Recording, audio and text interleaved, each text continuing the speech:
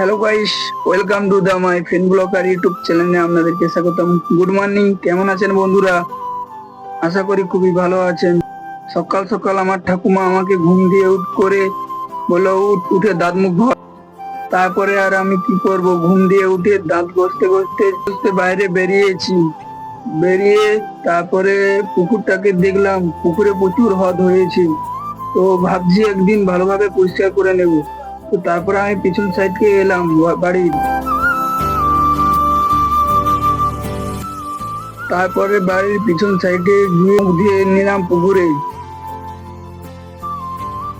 বাড়িতে না ঠাকুমা থাকার জন্য আমাকে দেখো গাই জল ভরতে হচ্ছে। তো সব জল ভরা হয়ে গেছে।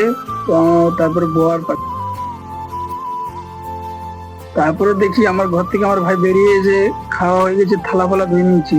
তারপরে পাড়ার এক ভাই এসেছে, তো ভাইয়ের সাথে আমার ভাই কথা বলছে যে তোর দাদা কিভাবে ভিডিও বানায়, তোর দাদাকে কেউ লাইক কমেন্ট শেয়ার করে না। তারপর কিছুক্ষণ পর তার গার্লফ্রেন্ডের কল এলো। কল এসছে, তো সে তো কলে বিজি।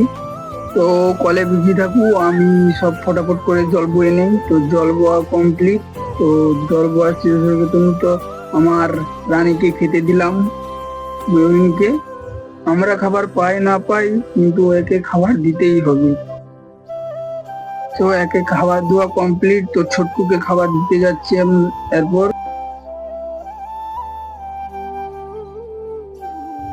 তো গাইস দেখো, ছোটকুর কাছে আসতে নিলাম, ফটফট করে নিয়ে নিচ্ছি, করে দিয়ে আমাকে দিই ফটাফট করে।